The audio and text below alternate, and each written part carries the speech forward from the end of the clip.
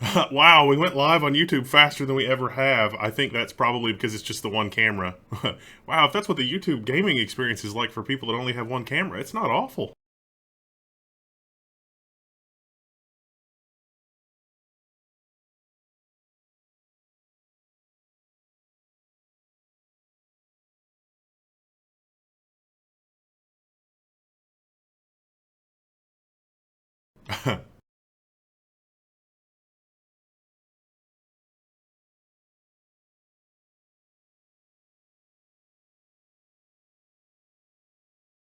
Hello, everybody. Give me just 1 second. I'm almost there.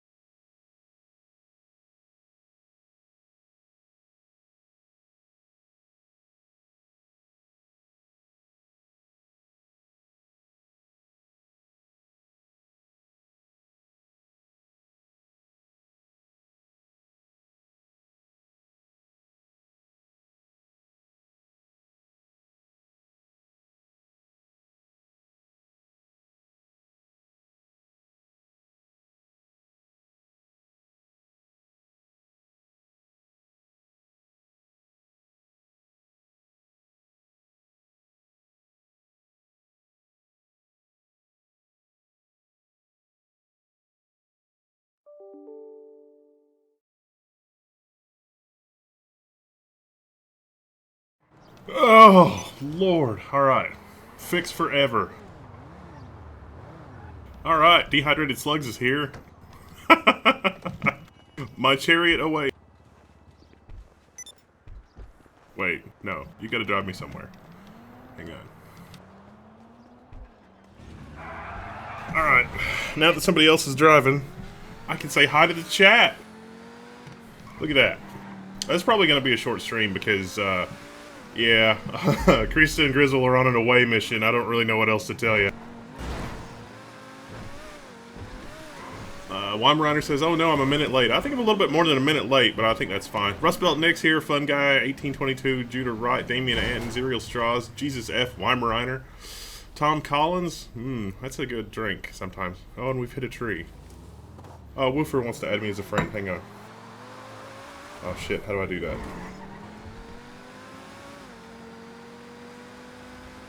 Jalink's here, Woofer's here. Shit. An L1 related away mission, kinda. Roy Alcantar's here. PRN's here.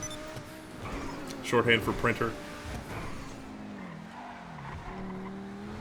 Dark Star X.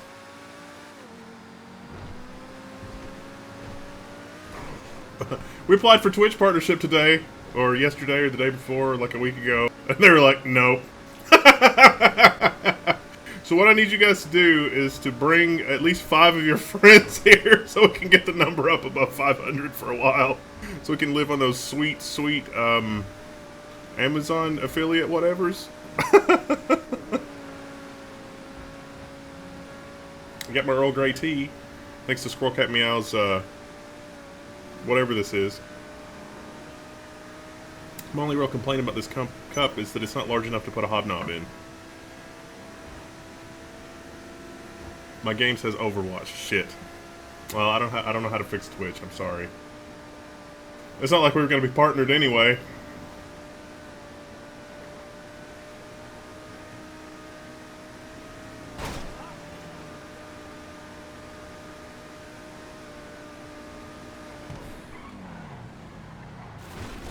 So how's everybody on this random Wednesday?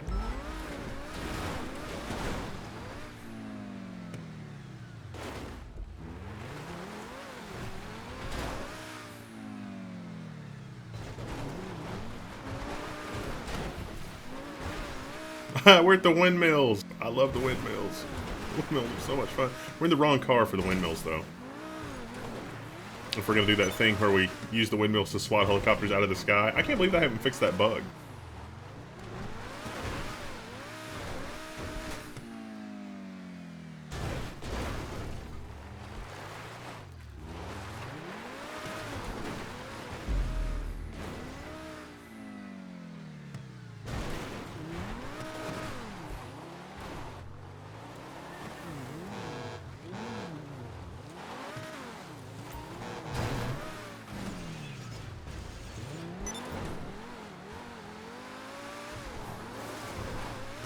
Oh yeah, Xenonon's here too, and Loden, SD, and Nunkin, and Wyrunner, and Zoltan's here. How's it going? I'm gonna buy that fancy navy blue level 1 sweater. Awesome. That's great. I appreciate it. I don't know if I've got donations hooked up, so if anybody donates, you might let me know in the chat. Like, it might flash on the screen, maybe, but it might not. So, yeah.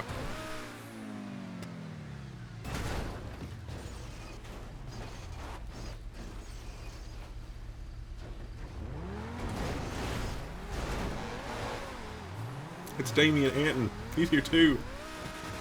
Let's see.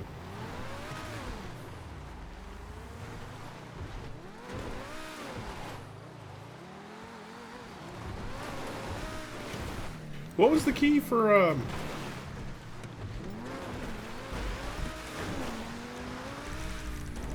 the Rockstar Social Club thing? Because I need to add Woofer.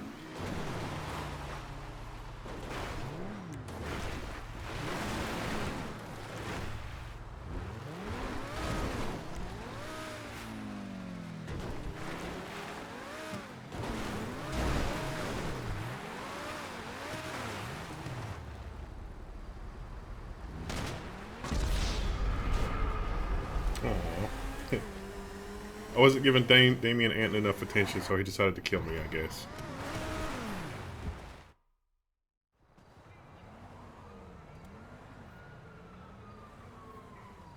Thanks, mass times velocity.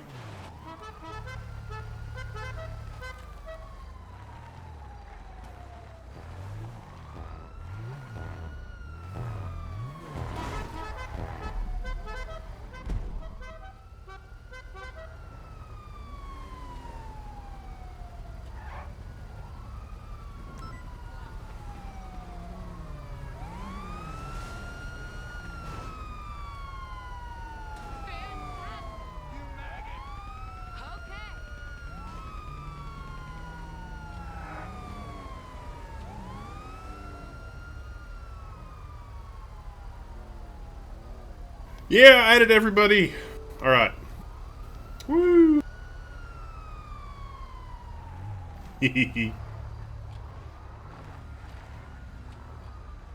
Alright, now what are we doing? I'll go with Dehydrated Slug since he didn't kill me.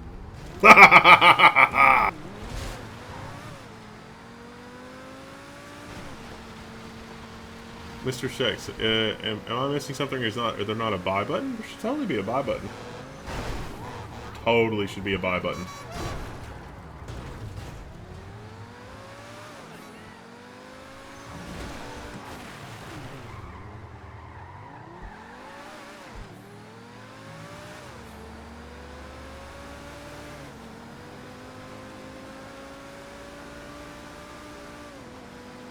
Did I see the Unreal deal on Humble? No. What was the Unreal deal on Humble?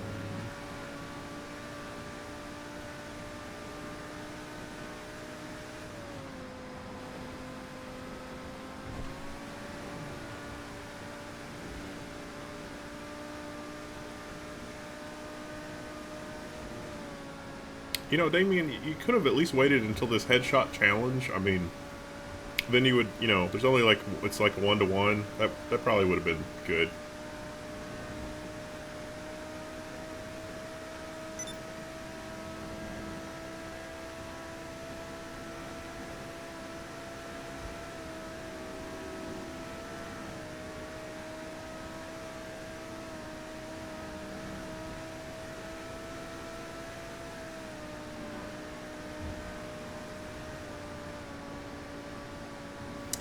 Rip days where Wendell only read YouTube. I'm trying to juggle a little bit more. I have to kind of ease into things. I can't overwhelm myself with too much at once.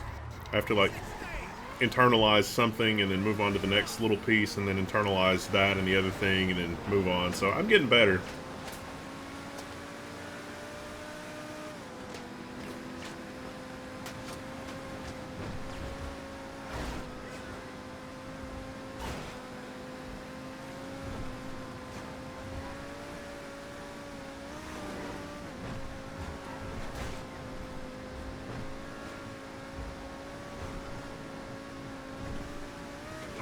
Would I have any advice on how to not to get hacked? The guy got my IP from typing in Twitch chat.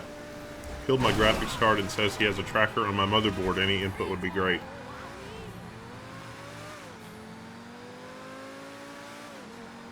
I can't think of how he might have killed your graphics card short of just turning the fans off.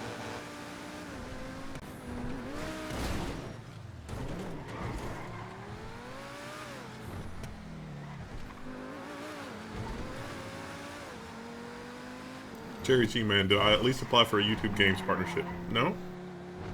But, I don't think, I mean, you know, honestly, the Amazon stuff would be good, because you get the free Amazon sub whatever. That won't work on YouTube. I guess we could try on YouTube, just for whatever benefits that has, but...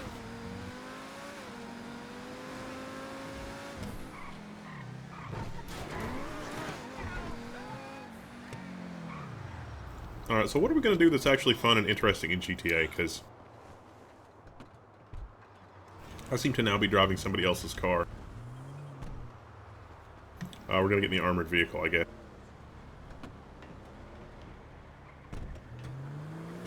That's what you get when you leave the keys in your armored vehicle at a 7-Eleven or wherever this is.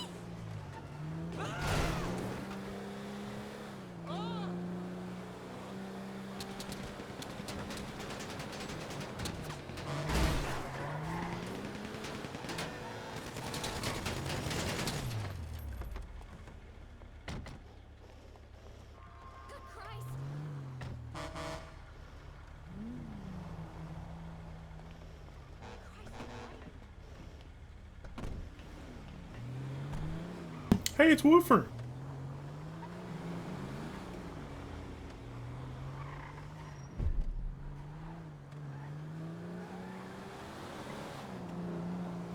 Well, Lee, I guess you could probably reinstall your operating system.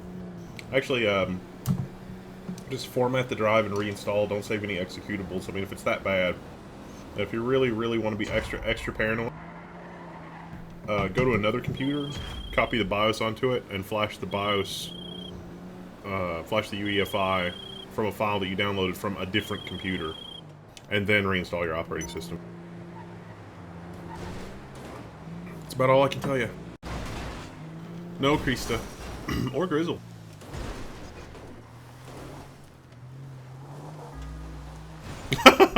Mr. Shex, it should totally work in Chrome, unless those crazy people, it's Squarespace, so I can't imagine it not working in Chrome.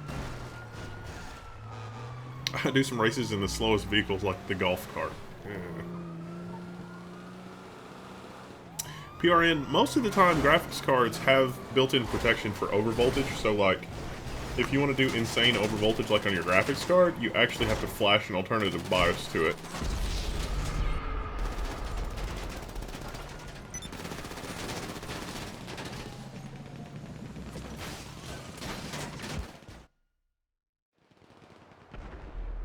Underclock plus overvolt? No, because, I mean, it would just crash.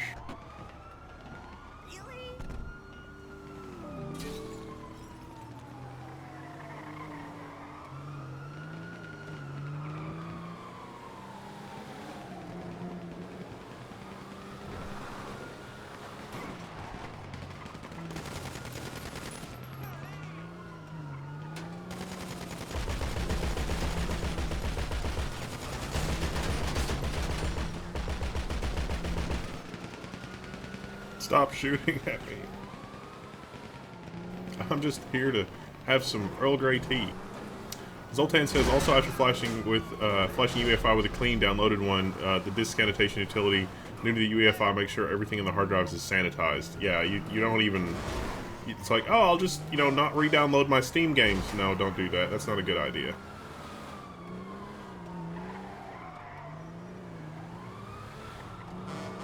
John Gray says some manufacturers allow you to overvolt if you sign a hidden file. In that case, you can actually, like, when you have to do extraordinary things like that, you can actually damage the hardware. So, like, even the overvolting on, you know, like the 7, 8, and 9, well, the 7 and 9 and 10 series cards from NVIDIA, the overvolting that you can do is still within kind of safety parameters. When I wanted to do like extreme ridiculous overclocking, I always had to flash a BIOS to the card, which voids the shit out of your warranty. Am I gonna buy Watch Dogs 2? No. Maybe. Serial Straws, I am working on mouse pads, but it's probably going to be like Christmas or just after Christmas before I've got mouse pads. But they'll be nice mouse pads. I might be able to get shitty mouse pads right away, but I think I'd rather have the nice ones. But I don't want to pay $1 zillion getting them here from China, so... Well, getting them here from China in a hurry, I should say.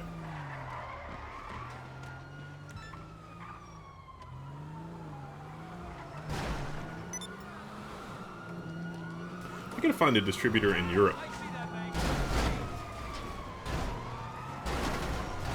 Arctic Reverus says he got his hoodie. How is it? Because I don't even have one yet.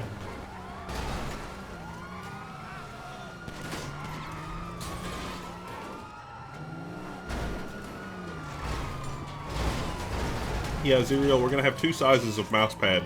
Desk mat and large mouse pad. And that's it for now.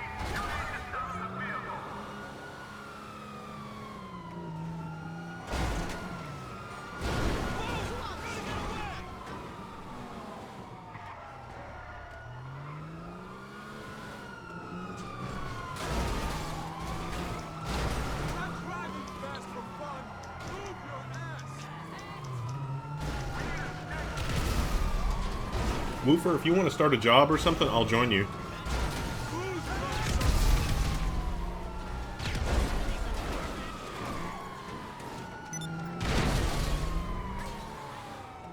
No, I can, yeah, it should be in the same style, but different graphics. Although, theoretically, I could print new Tech Linux ones. I think there's some in stock, but, well, that's a long story.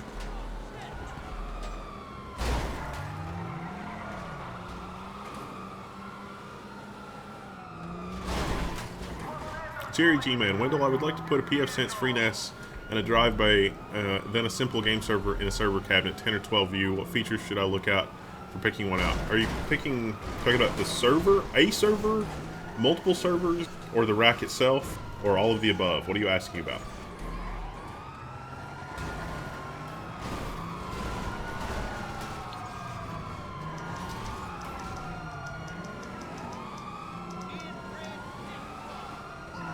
Woofer, I'm keeping an eye out for the job.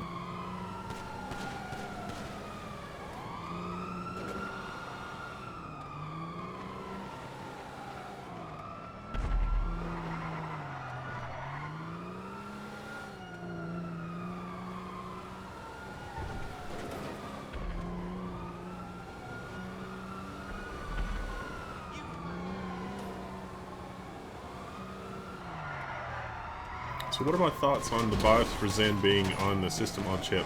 Honestly, I'm not really worried about that, because think about the system on chip like Arduino. So like, the Arduino has a bootloader, and the bootloader is what lets you flash it over USB. Otherwise, your only option would be in-circuit programming. And so that bootloader, I don't think is going to be, you know, editable, controllable, whatever. I think you'll always be able to flash it, but I wouldn't be surprised if there's some type of in-circuit programming or removable whatever in order to let you flash it, you know, even though it's in the system. There's probably going to be a header or connectors or landing, like a landing pad or something, because, you know, technically the Arduino has the same problem. And so if you think about it in terms of like the Arduino then programming the system on chips, not really that big of a deal, because You know, the only difference between the Atmel AVR, like you would order it from Atmel, and if you get, you know, an Arduino AVR, quote-unquote Arduino AVR from like Adafruit or somewhere like that, is they flashed like a 512 byte or 1000 byte bootloader to the chip that lets you flash the whole chip from USB as opposed to requiring in-circuit programming. So the fact that the BIOS is just part of the chip is reasonable and modern and fine, because I guarantee you that the bootloader is isolated from what you would consider the UEFI.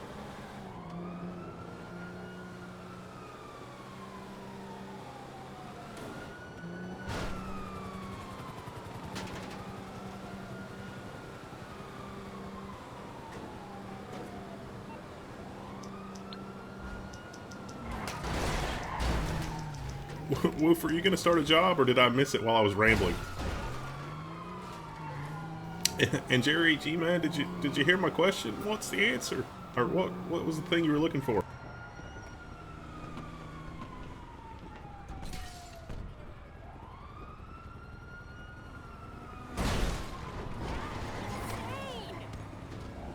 Aw.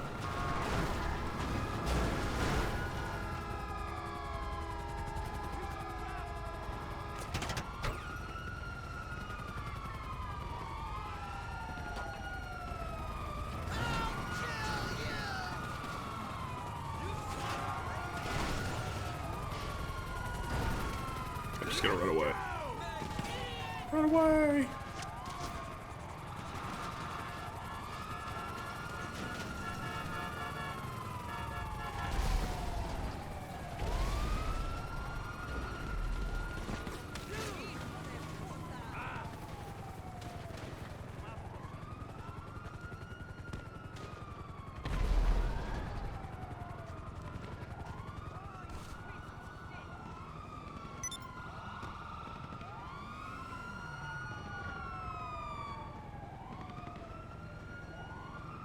Oh, the rack itself?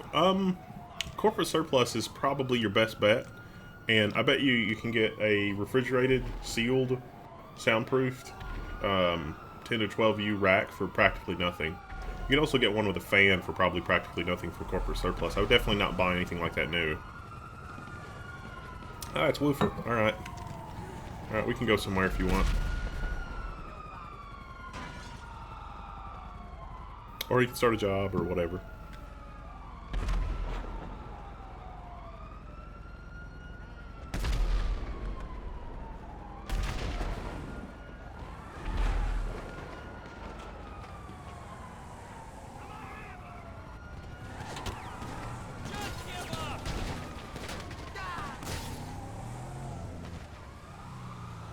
Look, I have hobnobs. Can you believe it?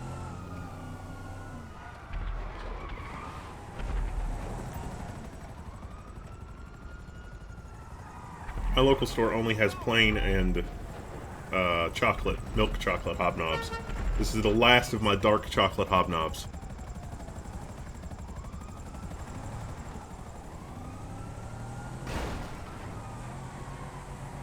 Adrian Testa Alvia says, look on Craigslist for server racks. Yes. People cannot wait to get rid of server racks.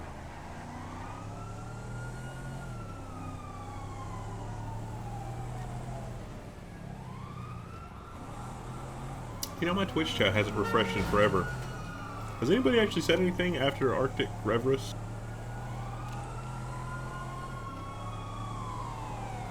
There it goes. Dark chocolate or GTFO. That's what I'm eating now.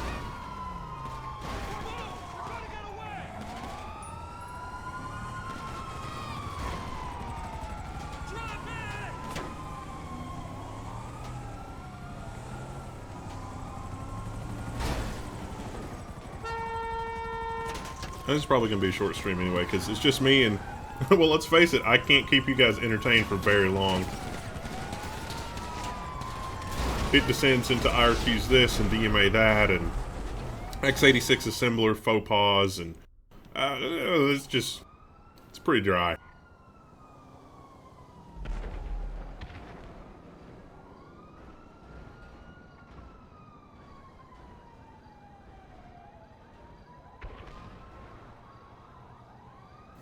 Nick Mock says, I guess we're all just lurking. No, I'm the lurker, usually.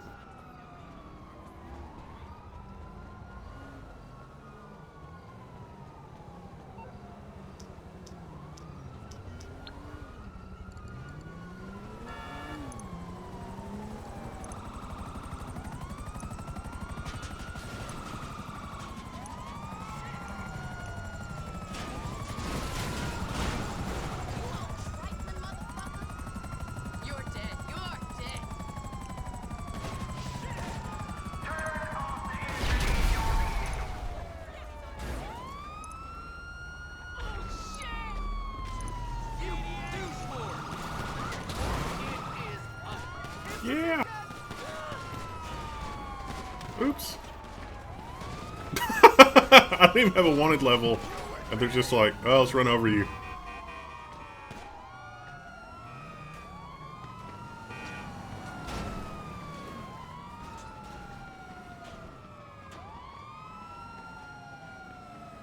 Who's got eyes? Shit for There he is! Alright, now with dehydrated slugs. Sophos Firewall Certified Engineer Training is putting me to sleep. You're keeping me entertained. You know what I love about those industry-specific firewalls? So like Sophos and others, they try to come up with their own terminology for things, like they're doing some fancy thing, and they're not. They're just not. And there's really no other way to put it. I mean, the function of a firewall is so generic at this point that the only real differentiator is in the types of add-on things that don't really, I mean, with a strict definition of a firewall, that don't have anything to do with a firewall. And what I'm talking about is like deep packet inspection, like traffic correlation, traffic analysis, and things like, you know, SSL masquerading and shit like that. And those are not really like, in the olden days, that your firewall did not do that. You had another appliance just past the firewall that handled all that kind of stuff. And so now modern firewalls are doing those kinds of things. But they're all like, we've invented the Classity Beta 4.3 Packet Inspector engine, which is completely different and wholly unlike every other deep packet inspection engine that exists. And our proprietary definition software, the, you know, Stapledy-Go 5000 super engine, can, you know, sort through tens of thousands of rules at once by being coded by strange people that are trying to avoid patent infringement from Cisco. So, yeah, I don't really put a lot of stock in branded firewalls. Not to mention that most of the BSDs have got all of that locked up. And in fact, I need no more evidence that proprietary software vendors have failed spectacularly at that than to look at Cisco's buyout of Snort. Because, I mean, there's really no more admission of failure than Cisco having to buy out Snort, which is an intrusion detection, you know, quasi. No, I hesitate to call it a deep packet inspector, but it's an intrusion detection system, and I can think of a no more whole and complete admission of just total and complete failure on Cisco's part to have any sort of reasonable product in that department than having to buy Snort. So let us all laugh derisively in Cisco's general direction.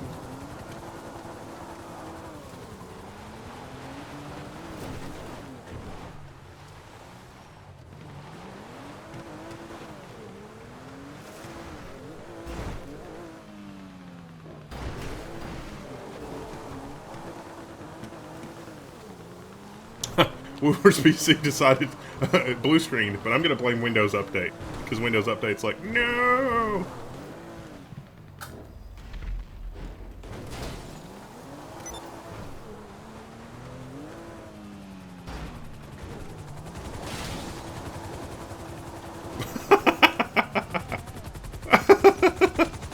You guys in the chopper finally got to me. All right, let me see if I can not get hit by the blades here. Oh, you got the hospital one. Oops, I got hit by the blades. I knew that was going to happen. Once again, Damien Ant. What are my thoughts on SQL Server coming out for Linux? I don't know. I haven't played with it. It's interesting. A better question would be, what are my thoughts on Microsoft joining the Open Source Alliance?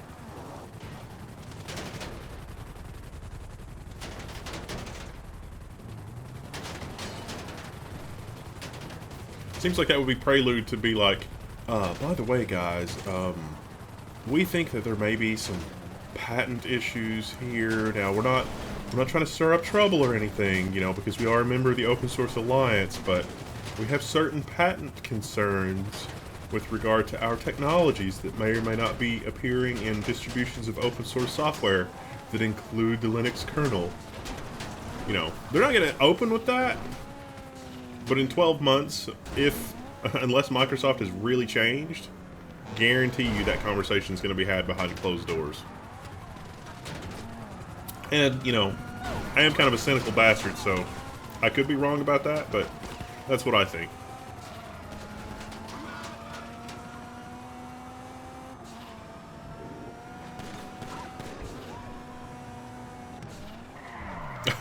Well, Woofer, they can't fix Visual Studio because they were too busy coming out with Visual Studio for Mac. Which is really just a Trojan horse to make it to where Visual Studio for PC can compile Mac programs. Which I think is fine. That's perfectly reasonable. But Apple's going to throw a shit fit about that.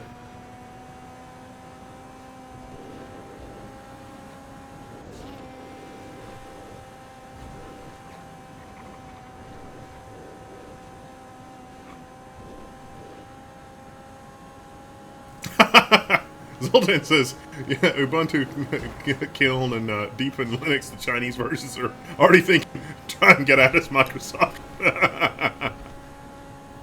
Do I think Microsoft's end goal is not to make OSs anymore? That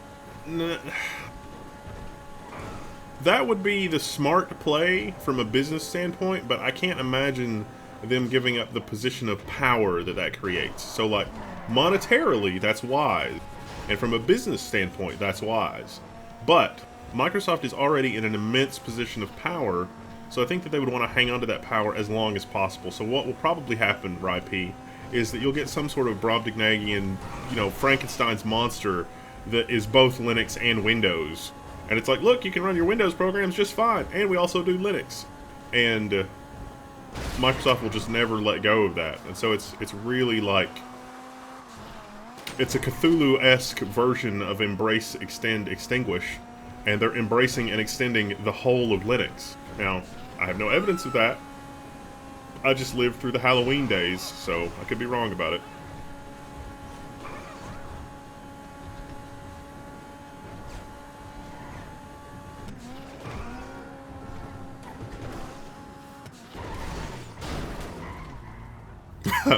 Am I streaming 6 meg to Twitch?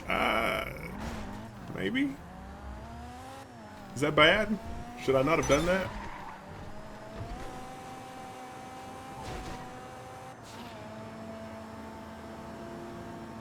Has there been any news on the CRISPR? Well, there was the news of the Chinese team that used it to reprogram a cancer patient's own white blood cells to better target and attack the cancer. That was pretty recent. But there's a similar human trial scheduled to happen later, early next year in America.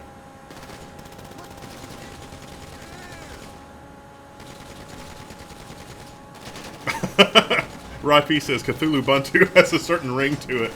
Cthulhu Ubuntu, I'm gonna remember that. That's great. You guys can be my comedy writers.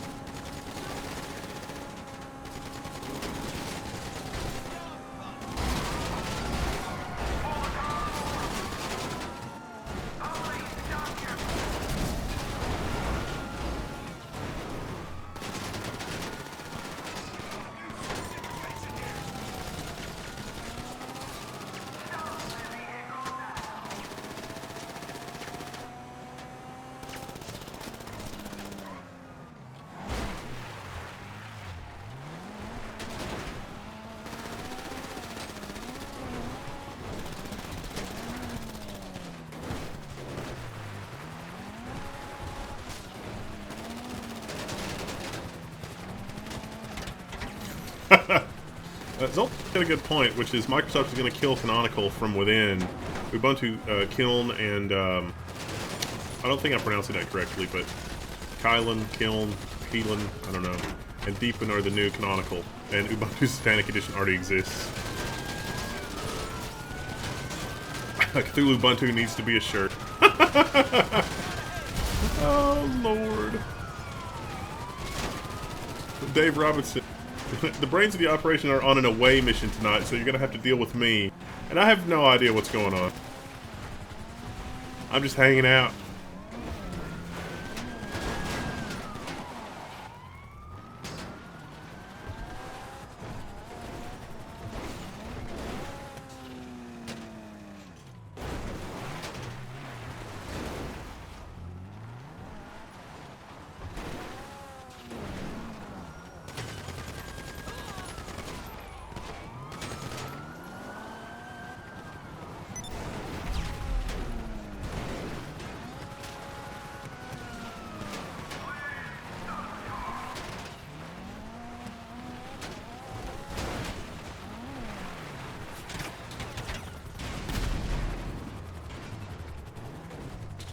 Yes, I've got some M&Ms. Would you like for me to have some M&Ms?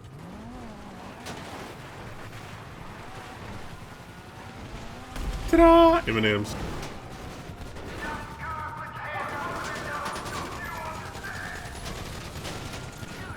I just realized we're at the windmills and we're taking out helicopters with the windmill. It's my favorite GTA bug. I hope nobody ever fixes it.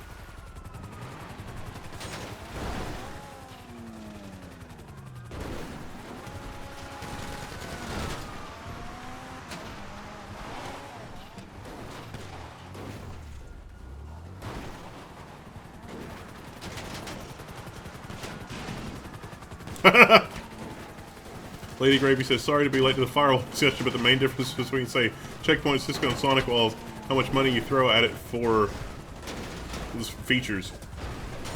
I like Sonic Wall's approach of, let's stick a system on chip that has less horsepower than a Raspberry Pi 3 on a router, and literally send DNS and as little traffic as possible to third-party servers to do everything. So you introduce ridiculous network latency, a ridiculous DNS latency, and then call that a product.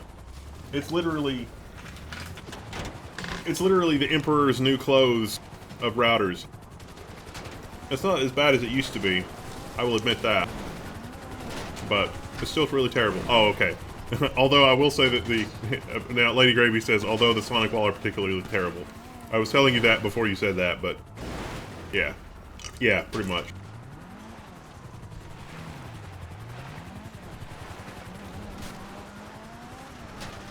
Jen and Turtle says, what's the end goal of that printer bot? It is awesome, but why?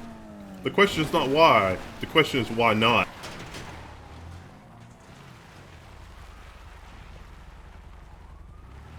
Bobby Dugert says I should play something that will engage me like Factorio. I'm engaged with the chat.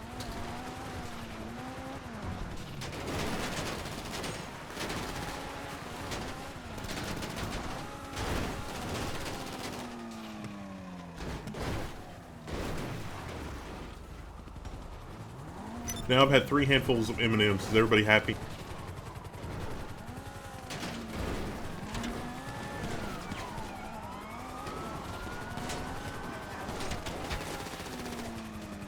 I've heard the Palo Altos are nice.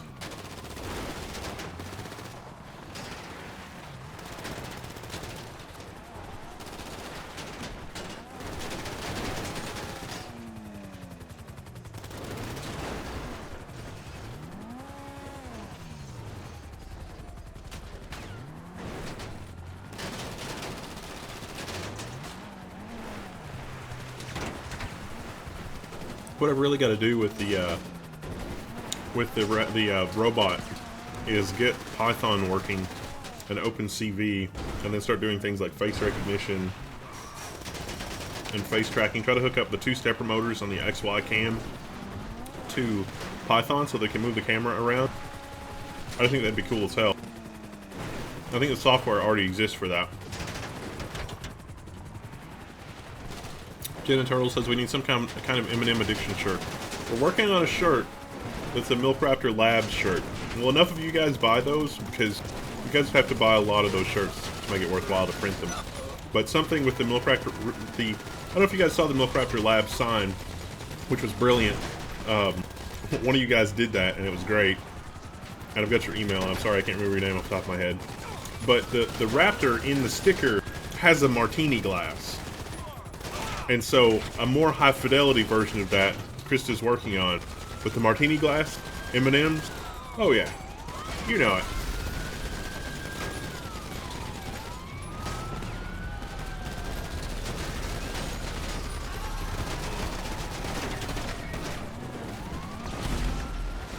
Yeah!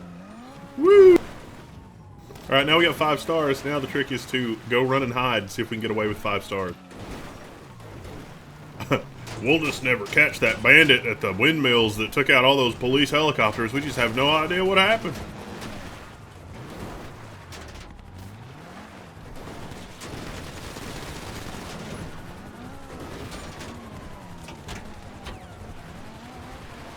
Adam.io. I have looked at that before in the past, but it's been many years since I did anything serious with robotics, so I'll need to look at that.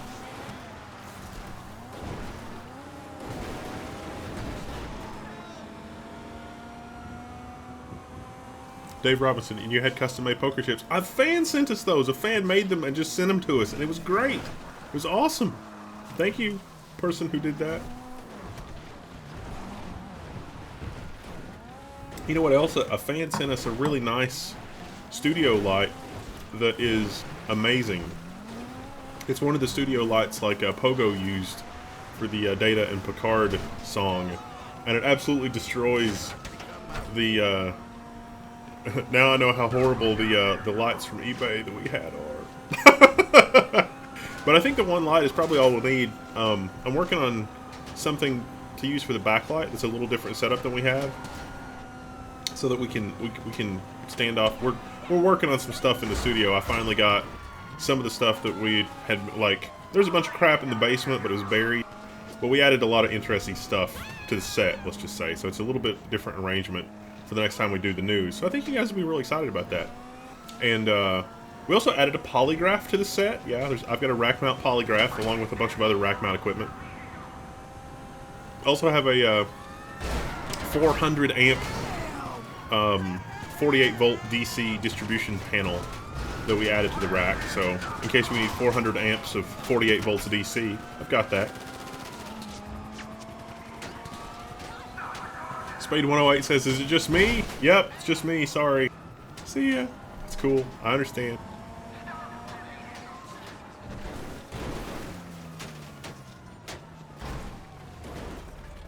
Fun Guy 1822 wants me to call the robot Cthulhu. No, it's Dot Dot. Or Dottie for short.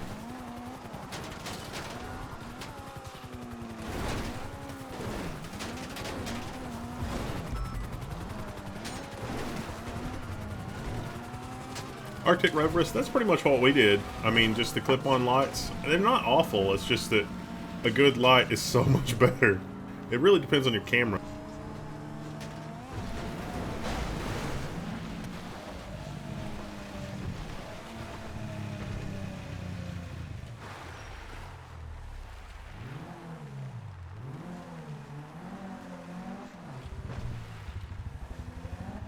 Mr. Shex could install Chromium instead of Chrome. That way you don't get the Google spyware.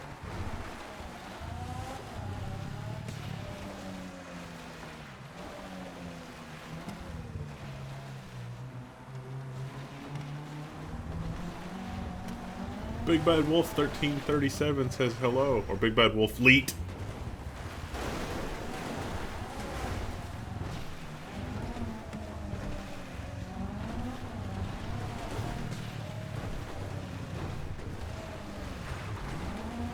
I've only got 2 more dark chocolate hobnobs left after this one, so I'm gonna have this one more and then no more dark chocolate hobnobs for the rest of the stream.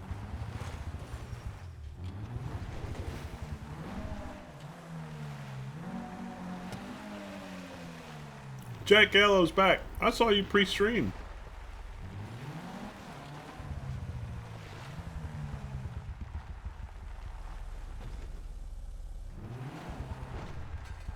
Lady Gravy asked, do the jackets in the store have the level 1 tech on the back like the t-shirts? I'm not sure. If it doesn't say, and there's no picture, probably not. But if you want, email the store contact info. He's really good about responding. It's John. It's the same guy as always. And he'll email you back right away and let you know.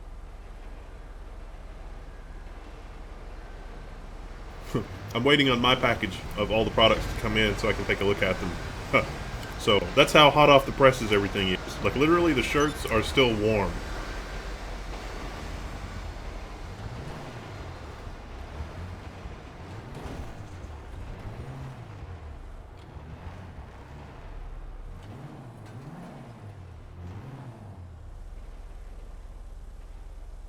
Judah Wright just says, I just got back what I missed. I don't think anything. Maybe some chat about shitty firewalls.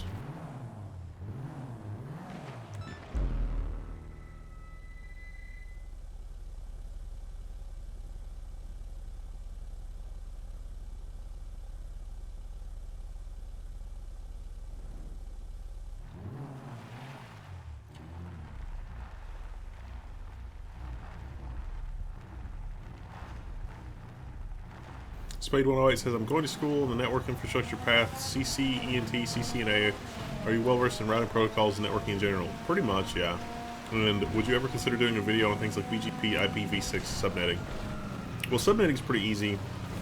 IPv6 is getting in vogue because most people's ISPs will actually give them quite a lot of IPv6 addresses.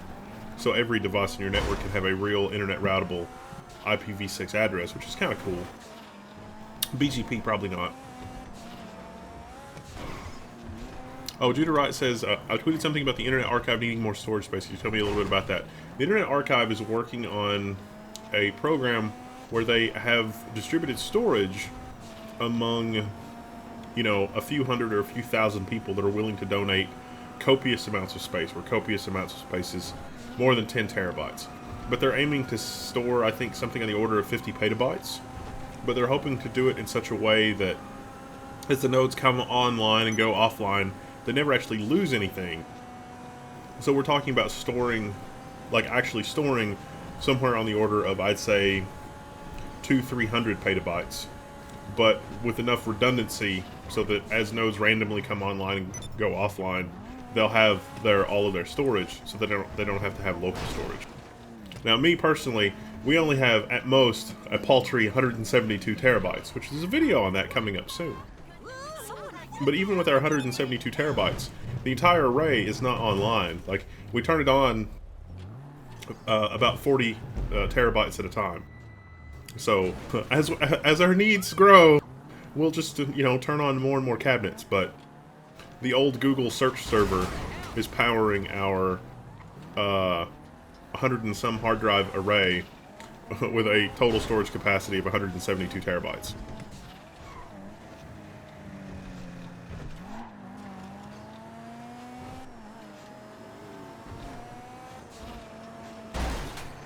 Well, would you guys be at PAX East? Nope.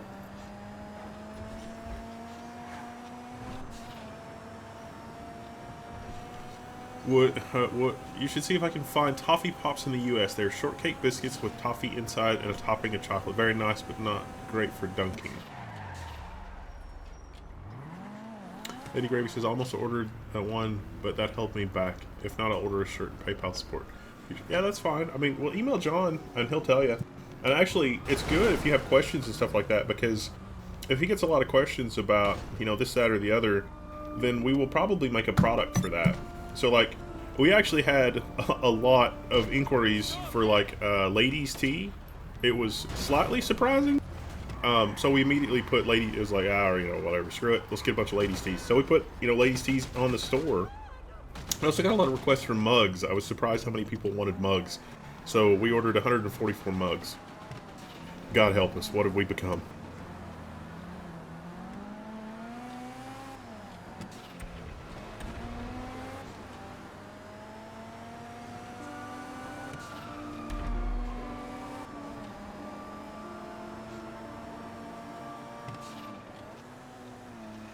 Loading SD says, I often wonder what Rooster Teeth has for storage. I read horror stories about a stack of hard drives. You know, that was, I think that's why Linus likes Rockstor. Is it Rockstor? I forgot what Linus uses, but he's like, oh, you know, I can just add a hard drive or two at a time. Okay. I mean, I guess that's true when you're adding, you know, 10 terabyte hard drives. We did not, like, our stuff is all upcycled and trash. Because that's just who I am. I mean, maybe someday somebody will give us, you know, 100 hard drives, but that day is not today! Philip Magnuson, 144, why 144? Because 144 is a multiple of 12.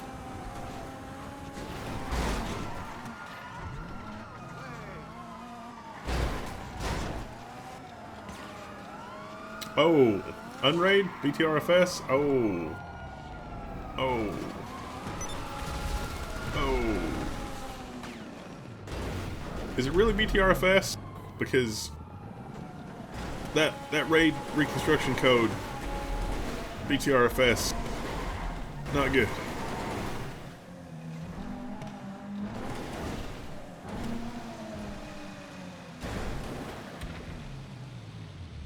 Right, P says, it's Grizzle's sexy radio voice attracting all the ladies. I would not doubt it. He definitely has a radio voice.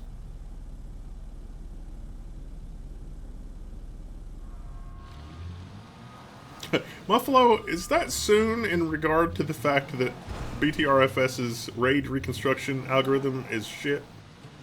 Because if so, that's mean, and you shouldn't do that.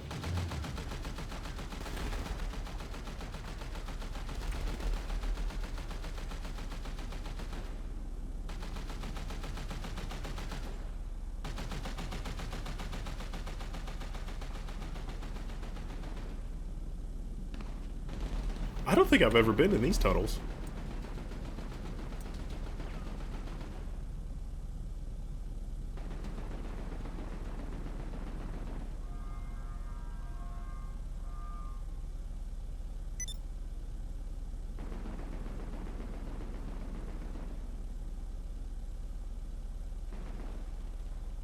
Oh, soon we will get large hard drives? No, I don't think so.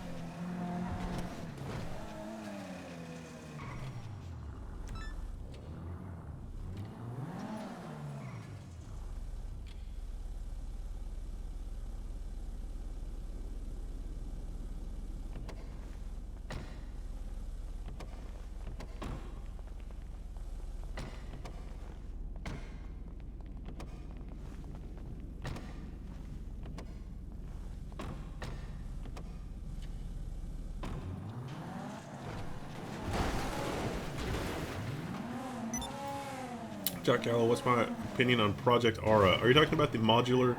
Oh, did we get a donation? Did it flash up on the screen? Shit.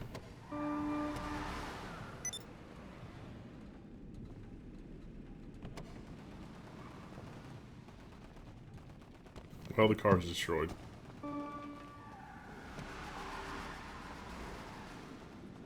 Stephen Wiggins has... Have you seen Visual Studio for Mac? Yeah, we were talking about that a little bit earlier.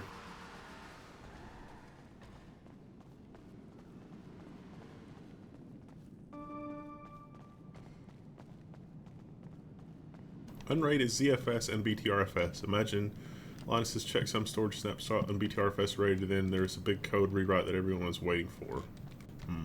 You know, Linus is a genuinely nice guy. He's definitely... He's a genuinely nice guy. It's really, really interesting. Linus did a software raid in Unraid with some tweaks, but it's not the standard feature set of Unraid, according to Philip Magnuson.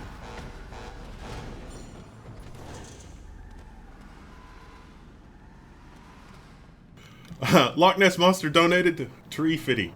Loch Ness Monster, did you see in the last episode of the news that I said about Tree Fitty?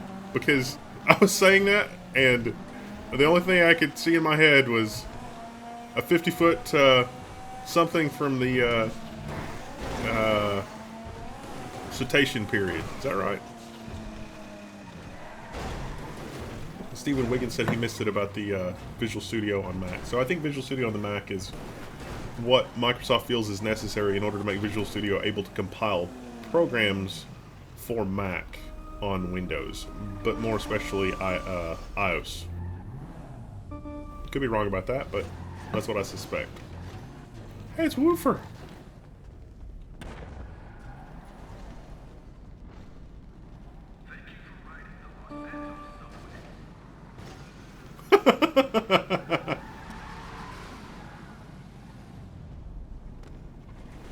I don't know why everybody got out of the car and back in. I don't know what's happening here. I'm confused. This is not good. I'm underground in a subway station and I'm confused. I need an adult. I'm just gonna leave.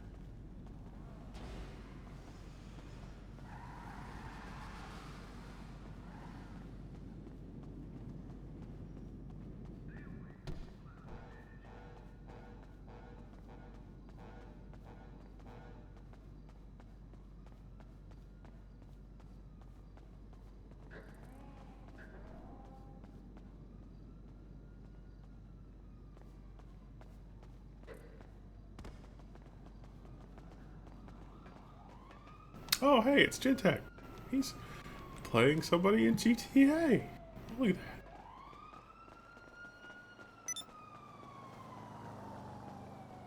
that. Let's see.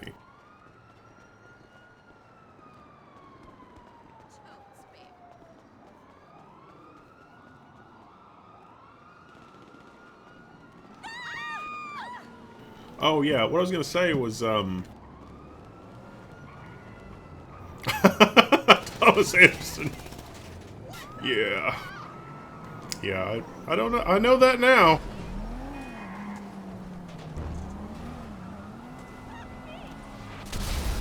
Ah! The car blew up.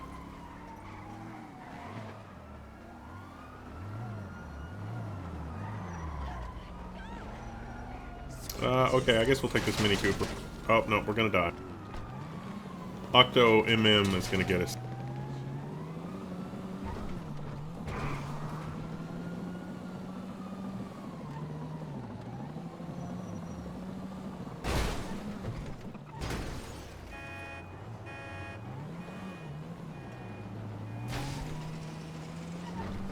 Yeah, FreeNAS 10, so check it out.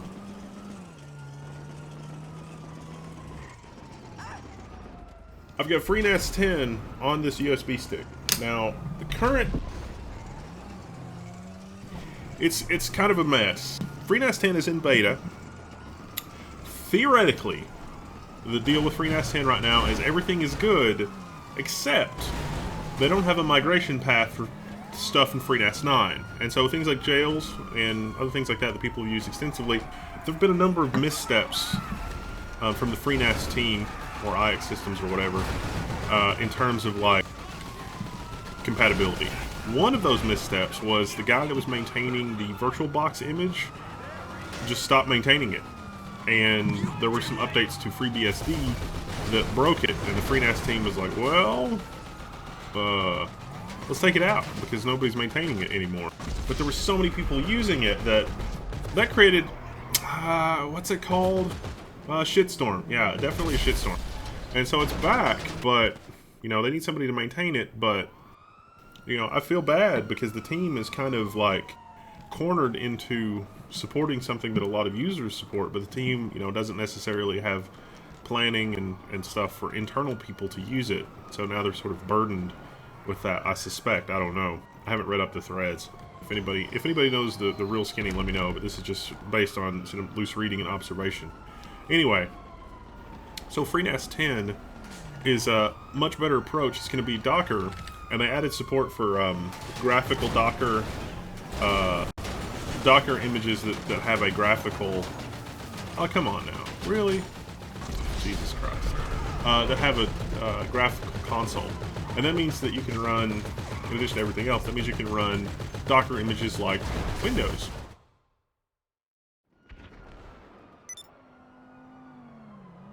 So I think FreeNAS 10 could very quickly find itself in the place of being like the de facto home server operating system, which is really exciting.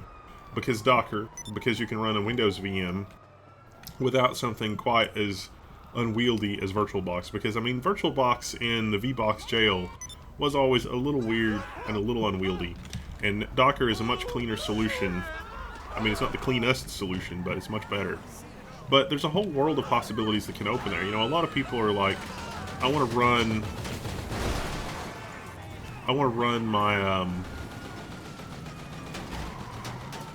my home server with like you know, a router and file storage, and just I want this one box to be naked on the internet and also have all my most important stuff. And that just seems like a bad idea, you know, the single box. But you could do it. I mean, it's not, if you do it right. But FreeNAS 10, you could run pfSense in a jail, not a jail, virtual machine, VLAN, and that's not as dangerous potentially. And so that might be interesting.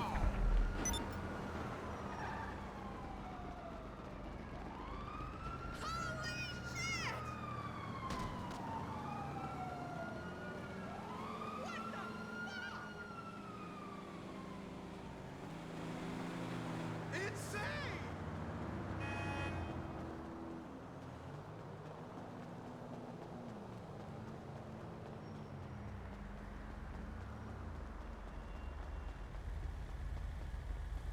Fuck me. Ah! Ah! 바보 같은 놈. 아, 킬. 아! Unbelievable!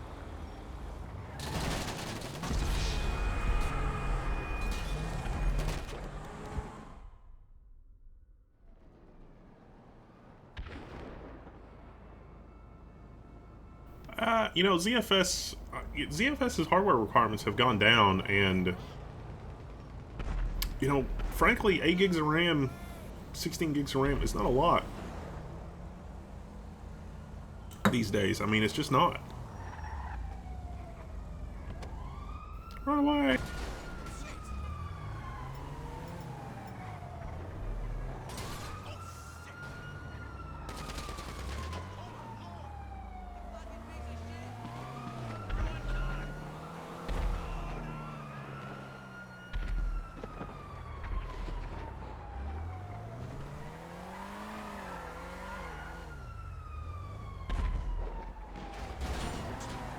It's not, I would say that it's not like, you need 8 gig to take over, and then, you know, 8 gigs is enough to run, I would say, up to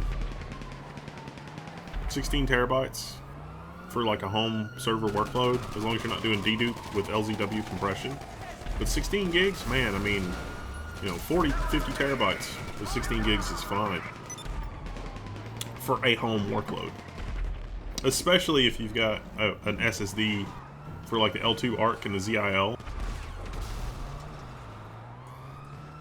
And if not ZFS, taking over for conventional RAID is something that protects against bit rot. Taking over for conventional RAID. Because when we're talking about capacities like 10 terabytes, you need something like ZFS making sure that it's okay, because drives are shitty. Like 8, 10 terabyte drives these days are just unbelievably shitty. The error detection and reporting in them is awful. Just awful.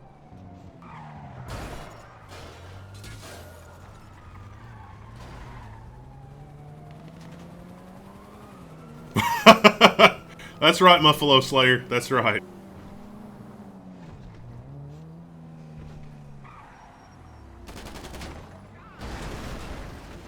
But see, Arctic Reverus, your guest machine could be a thin client to the server. That would work completely fine. Now imagine a home server that has something like, you know, a GPU in it, and you're doing the whole GPU thing. I mean, maybe, I don't know. Maybe that would be a thing. Although I think Thunderbolt is more likely.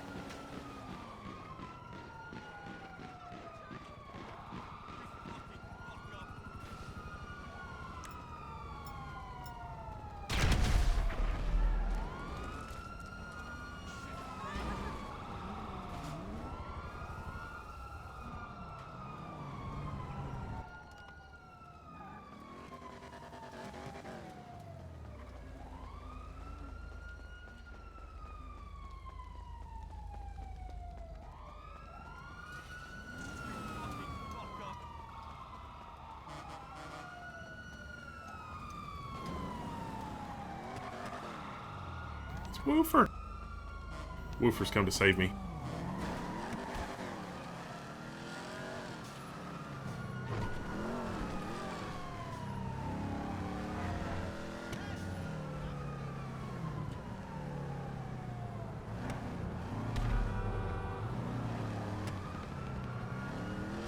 I think I'm probably going to duck out around 20 minutes from now, give or take.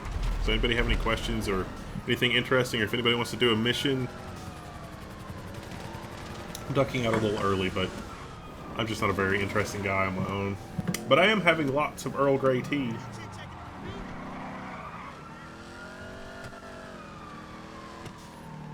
And those last hobnobs are really calling my name.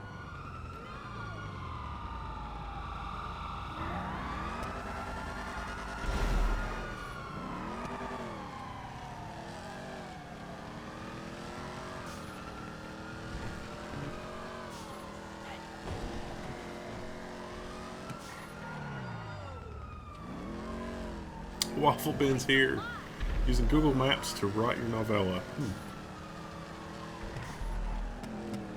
Jack Gallo, we talked about that a little earlier. Microsoft joining the Linux Federation. Lady Gravy, explain bitrot to us, okay? You've probably experienced bitrot and you don't even realize it. Have you ever gone to pull up a picture and like half the picture loads and the other half has like crap?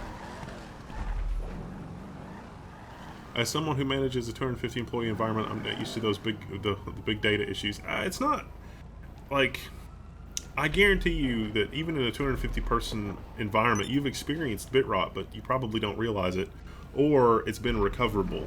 Like, you know, a server has rebooted normally, and you know you've done an NTFS check or an ext2 or 3 file system check, and then there's like, it's like, oh, there's orphaned inodes. That's weird because everything's operating normally. It's like, oh, that was probably a software bug. It's just as likely, well, somewhat likely, okay, not as likely, but somewhat likely to have been a bitrot issue.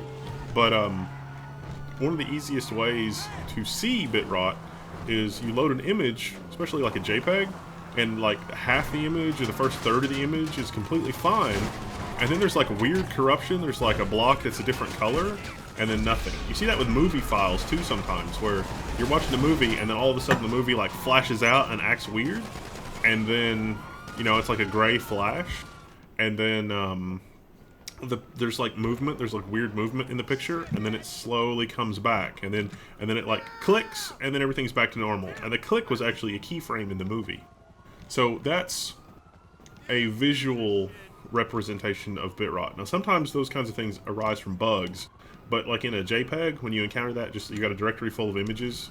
If you work, you know, your marketing department or your art department or whatever, and you see an image like that, that is the result of bitrot. Almost always. Not always. I mean, sometimes it's a result of software bugs in a software that was like saving the program and it crashed as it was saving, but that's pretty unusual. Does that happen with RW with time over the same sector? No. It can just happen. It can just happen on files that have not been accessed in forever. It can happen, you know, when Windows shits the bed in an unusual way, or the server loses power at an inopportune time, and then you know, the power's turned back on. Most people don't realize that RAID is not designed to deal with that situation. So before I get to the bitrot thing, you have to understand exactly how RAID works, and then once you understand exactly how RAID works, you will be completely horrified that you have not experienced more bitrot than you have, because sometimes it gets corrupted just sitting there on the drive, but sometimes it gets corrupted, you know, just as a result of something else.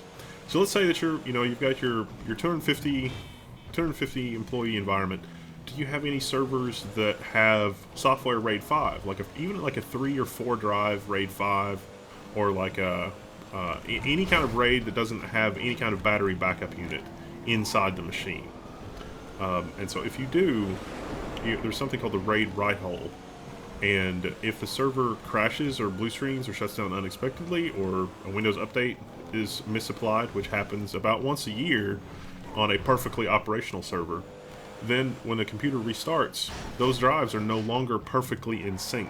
If you want to convince yourself that this is actually what's happening, when Windows crashes, or Windows is not cleanly shut down, this happens on Linux too with MD, although MD's a little smarter about it. Even in a RAID 1, one of the drives will be rewritten completely using the other drive as a reference, using the other drive in the RAID array as a reference. If it's RAID 5, the RAID 5 is reconstructed using the primary drives in the array, and this is because the drives are out of sync.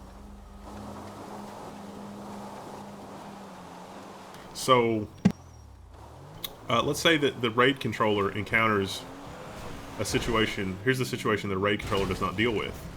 Let's say that in a RAID 1, you've got two drives that have different information on them for the same sector, which is not an unusual occurrence. The RAID controller has no way of knowing which one is correct because there's no extra information stored in the array to say this is the correct data. There's no checksums, there's no anything. A RAID controller relies on the drive telling the controller explicitly that it's having trouble reading or that the corruption has occurred. Period. It does not do anything else. It literally relies on the drive to either not say anything, meaning that it's offline and unplugged, or the drive to say, oh shit, I'm having a bad sector day, or I can't read this sector. And if the drive tells the controller, oh yeah, here's the contents of the sector, everything's fine, the controller trusts it.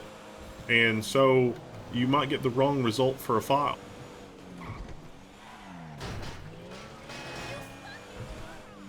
Ramarunner says, any recommendations for a reasonably cheap SATA 3 controller RAID card for a NAS type situation will be the PCIe slot machine does not have ECC OS undecided. Something like the Dell SAS 6 is just a SAS controller, but it's backward compatible with SATA. It's not SAS 3 or SATA 3. Why do you need SATA 3? Are you going to do SSDs or something? If you're going to do mechanical hard drives, but I don't know. What's my favorite piece of hardware I use on a daily basis? And Flip Magnuson answers Model M for me, which is probably not untrue. What about controllers with ECC RAM? See, the ECC prevents errors from being introduced at another level, but it doesn't prevent the errors from occurring in the first place. So like if you have a situation, like if you have a RAID 1 and one of the drives tells the controller this sector contains A, and the other drive says this sector contains B, ECC RAM on the controller doesn't do anything for you. It does literally nothing. The controller has no way of knowing which drive is correct. None. I have been paid a lot of money to recover data in exactly that situation where a RAID array had failed with bit rot, and like the database file would not mount and there were no backups. And just for shits and giggles, I literally found the corresponding block of data and used that block of data instead of the primary block of data from the other drive, and it worked. The database file mounted and everything was fine, which, you know, is cool that worked, but holy shit. I mean, if you want to see some of the insane stuff that I've gone through, I did a video, a friend's ZFS array had crashed, multiple drive failure, the Z-pool would not mount anymore, and I went to extraordinary lengths to get that thing to mount, but I got the data back.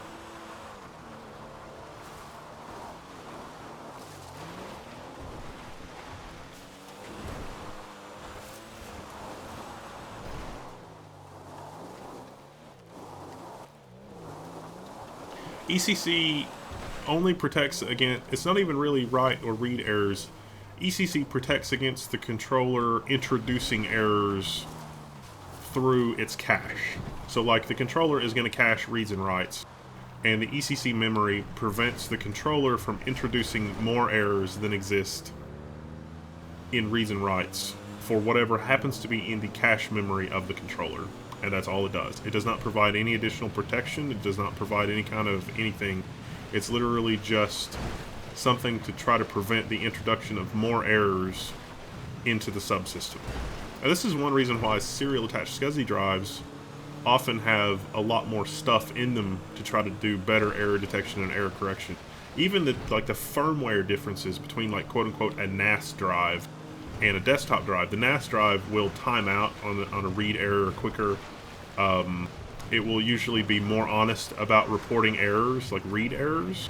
A regular desktop non-NAS drive, honestly, the firmware is very often tweaked to just be like, yeah, here you go, here's all the data, everything's fine, when everything is very, very far from fine.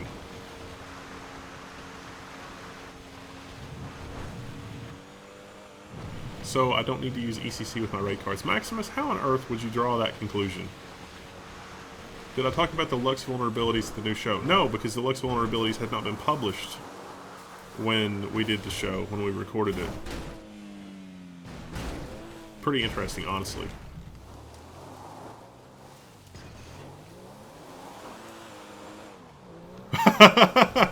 My Snick, you need to make a video about what my company GPO Amazon users are buying.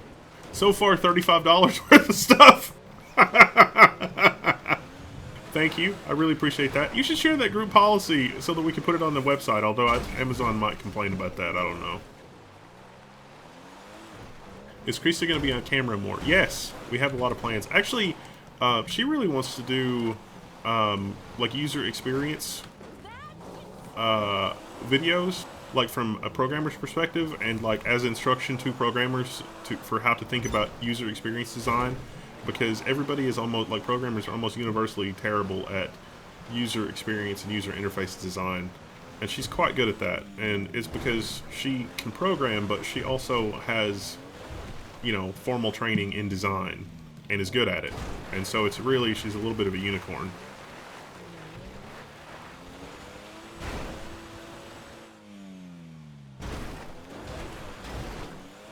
Firecrow797 says Scrubs can't get no love. I don't know what that means. What does that mean?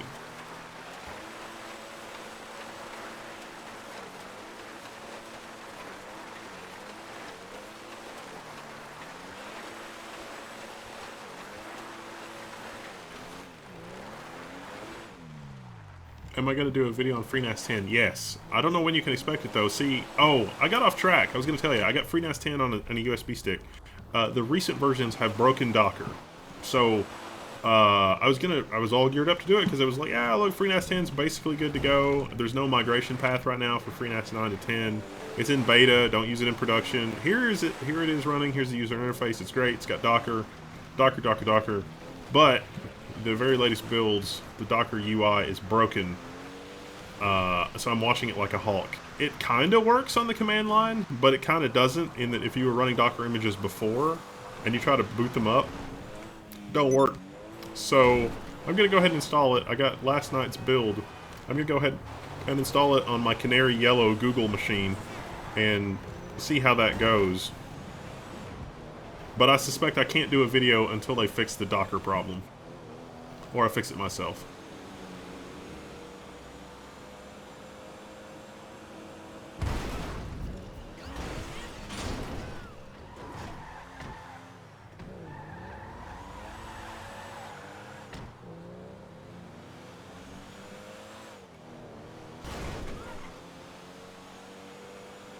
Lady Gravy, did that answer your question about bit rot? Or because most of, like, to understand bit rot is really just background on a lot of things. A lot of people, like, you know, if you read the Dell marketing material or the HP marketing material, it's like, yeah, this RAID controller is gonna protect me against everything. I mean, I'm gonna be protected against drive failure, corrupt data, and nuclear fallout, and the presidential election, and just all this stuff. It's gonna be great. You know, this is really awesome. And then when you get down to it, when you get into the details, it's like, oh shit, this doesn't do anything.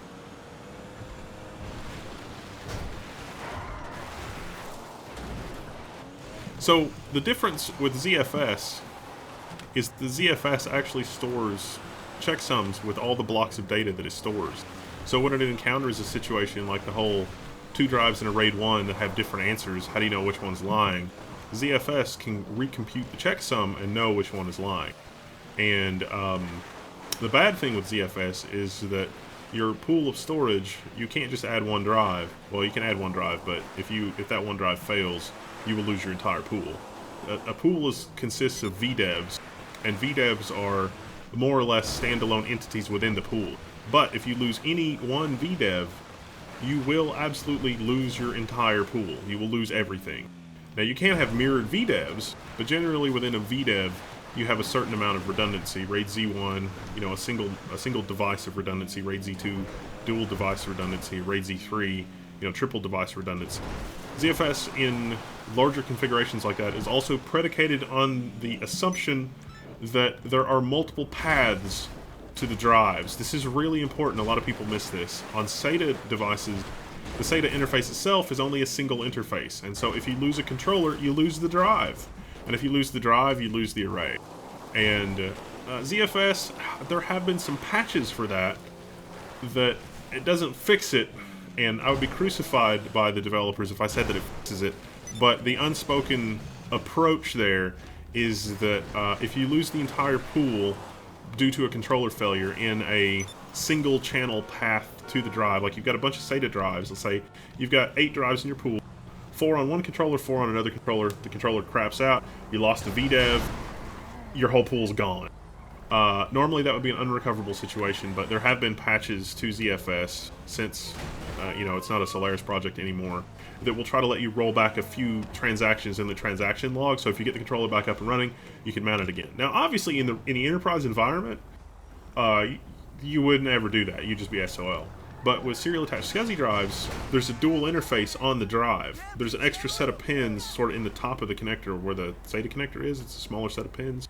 That provides a physically redundant secondary path to the drive.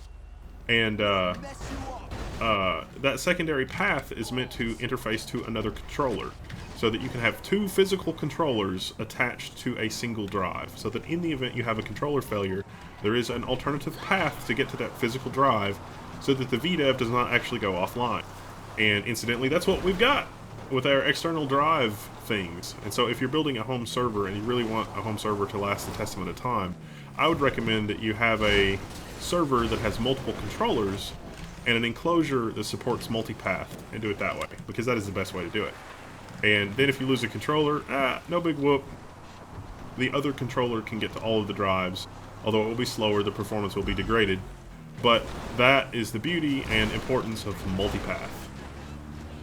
Multipath, Fifth Element.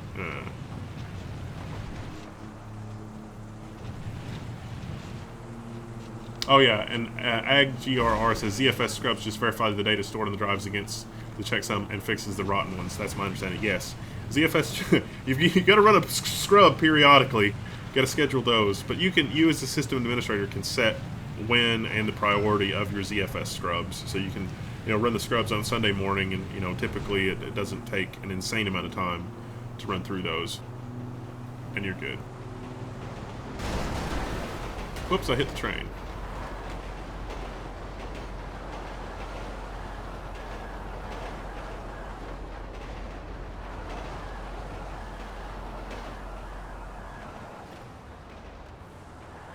Christian Nonkin says, Synology is using BTRFS on top of Linux MD, so it'll know when something is wrong, but it won't autocorrect. Thoughts? That's interesting.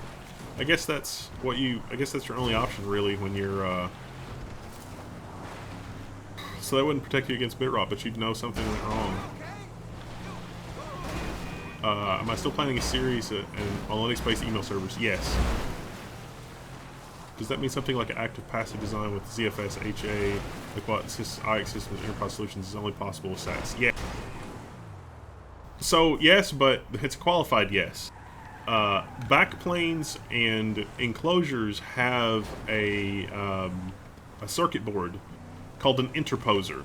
And so, like, worst-case scenario, you insist on using a SATA drive, but you need multipath. You can connect an interposer to your drive, and the interposer is literally a physical interface switch that will detect when one interface is down, when one controller has shit the bed, and will physically patch in the drive to the other controller. So there's literally a circuit board to add to a SATA hard drive to give it the SAS multipath capability, and this piece of equipment is called an interposer.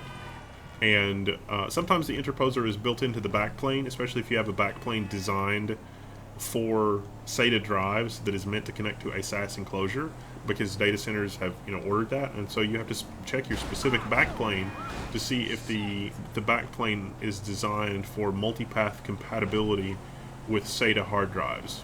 A lot of the time, like Equalogic and Dell and stuff still use the interposer hardware because they don't want you yokels just running out and buying 10 terabyte hard drives and add them to your array, because they want to charge you a whole bunch of money for that.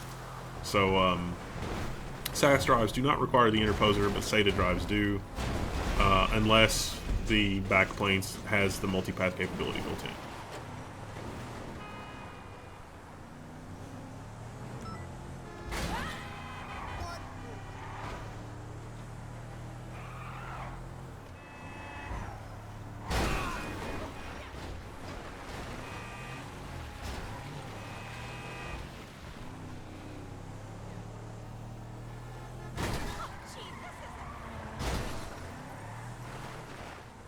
Well, it's 9 o'clock and I'm going to go soon. Sorry I didn't update the Twitch title, that was my bad. Womp womp. Check out No Film School website for any filming lighting tips. I totally have used the crap out of that, the whole 3-point lighting thing. Yeah, totally doing that. Yeah. Nexy33 says, driving like a savant. You know it.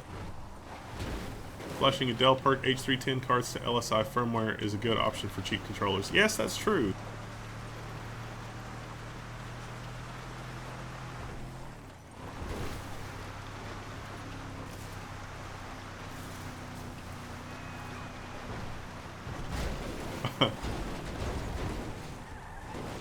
Oh, Harry Yuki. Oh, thanks.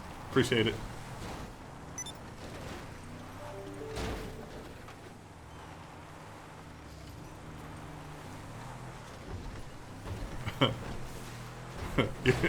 And you're welcome, Lady Gravy. And oh no, Nonkin was not asking me a question. It's cool. Alright. I managed not to accomplish anything tonight, but by God, I've got my Earl Grey tea. Good night, Dave Robinson.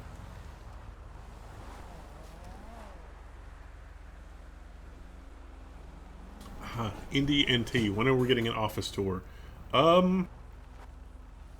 We're still putting the office together, believe it or not. It's sort of bare bones. We got a...